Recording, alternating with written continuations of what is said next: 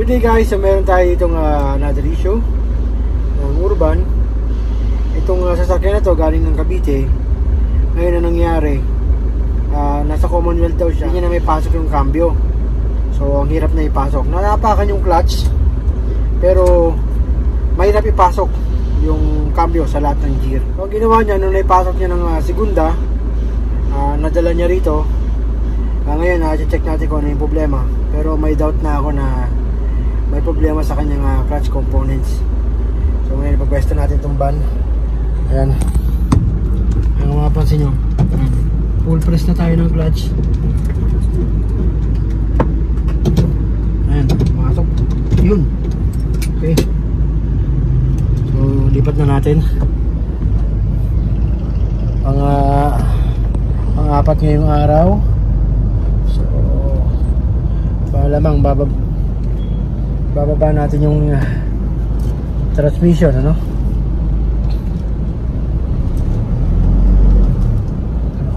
Hindi may pasok ng segunda.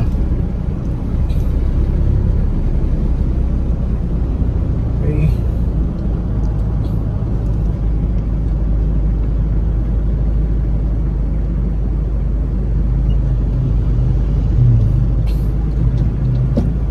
Yun. Masisira ang transmission pagka ganito ang pinilit. So hindi niya na mayuwi ito ng Cavite, kaya yung may-ari pinadiretso ko na nabili ng clutch components.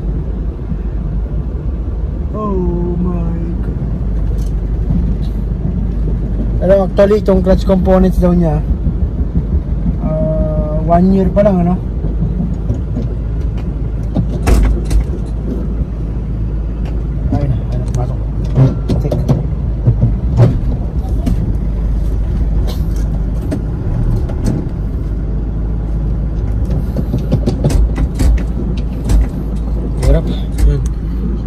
Bomba natin.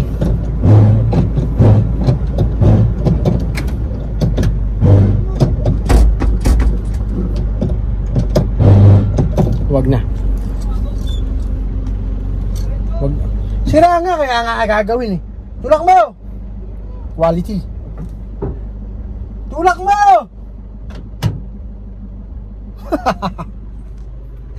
Quality to si boy. Quality ka, Master Boy! Tulak mo, Master Boy! Hirap na nga ipasok eh. Gusto mo pa i-atras ko. Mas mahirap siya ipasok guys ang reverse. So hindi natin pwedeng puwersahin. Masisira yung transmission, no? Okay na.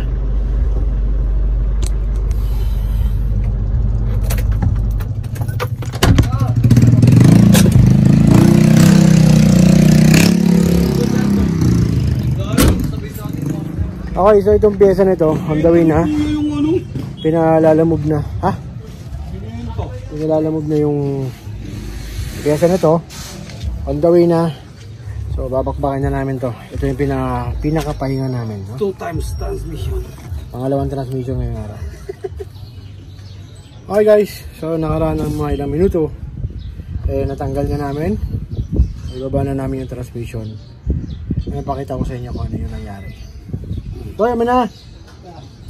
Nilalabas na ni Boy mula sa ilalim. So itong sakyan na to, ang sabi ng may-ari ay napagawa niya na to 1 year ago. So 1 year ang tinagal nung kinabit na pyesa. So tignan natin kung ano yung problema, sa kung ano yung nangyari sa pyesa na kinabit. Okay, so ito ang nangyari.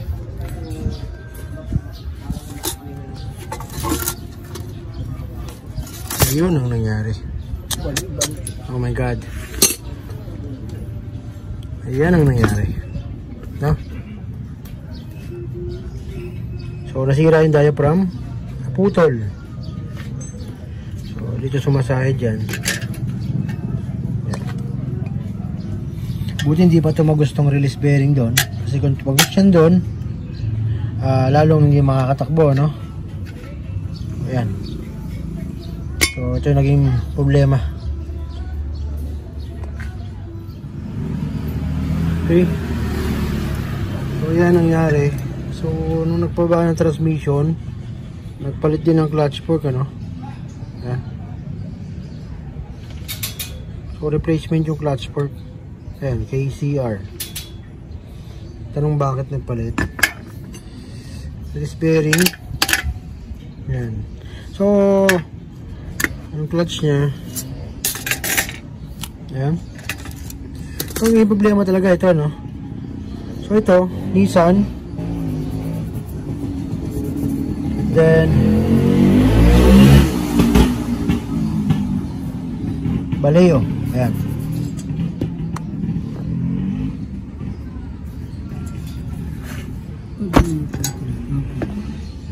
Ayan.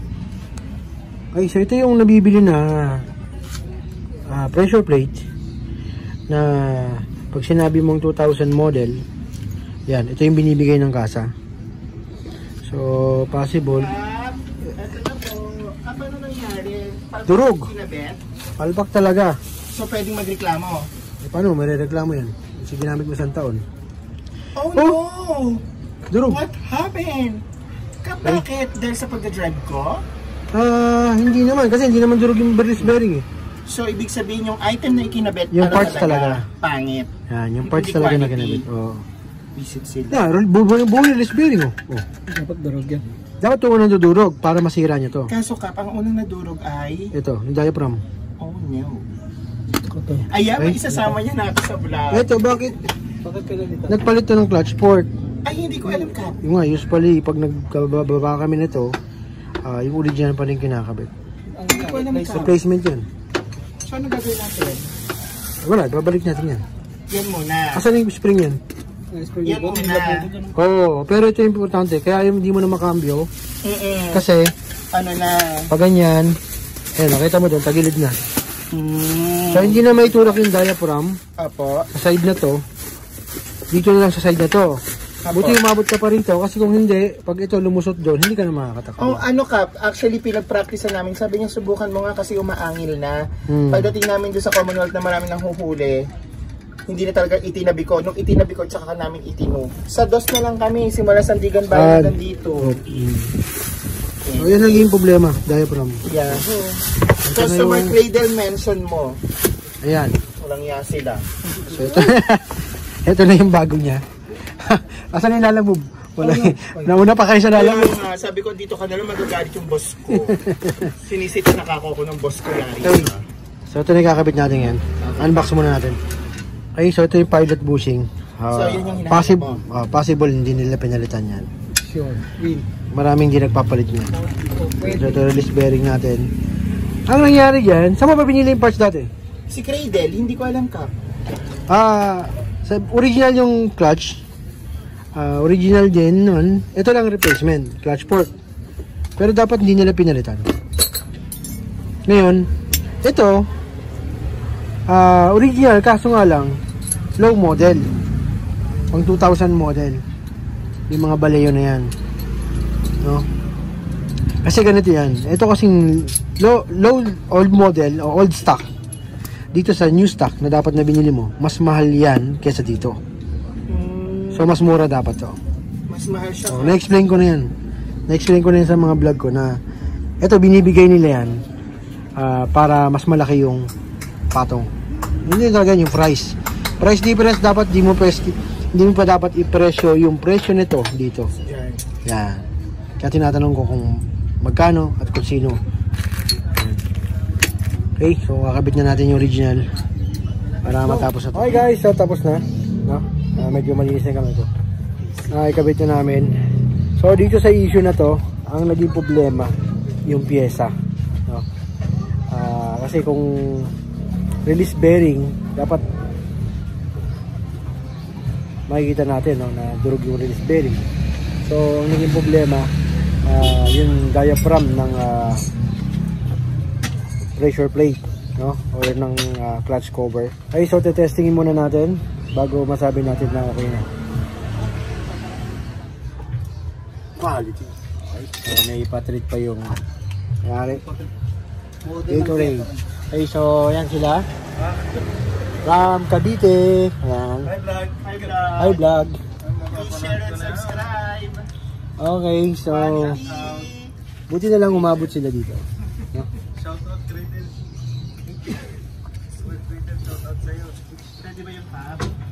Pwede naman. So, nagtataka sila, no? Kasi ginawa daw yan ng malaking shop, no? So, ang problema naman, hindi naman naging problema sa gawa. Ang naging problema is yung parts na nilagay, no?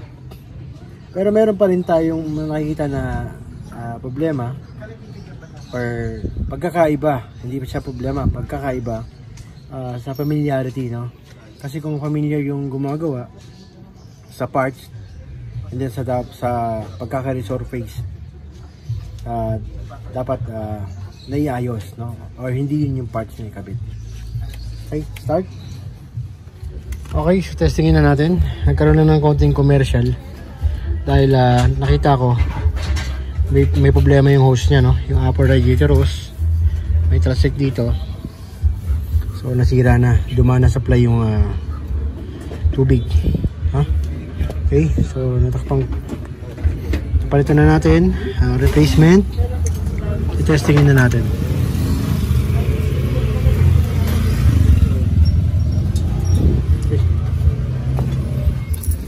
Okay, restart na natin.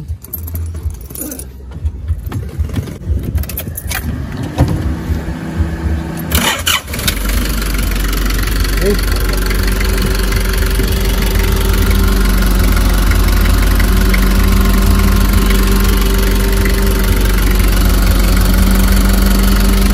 Hindi na nasilip ko, may tumutulong tubig din. Napalitan ko yung kanyang upper radiator hose. Ngayon, testingin naman natin kung papasok yung cambio. Mga testing mo?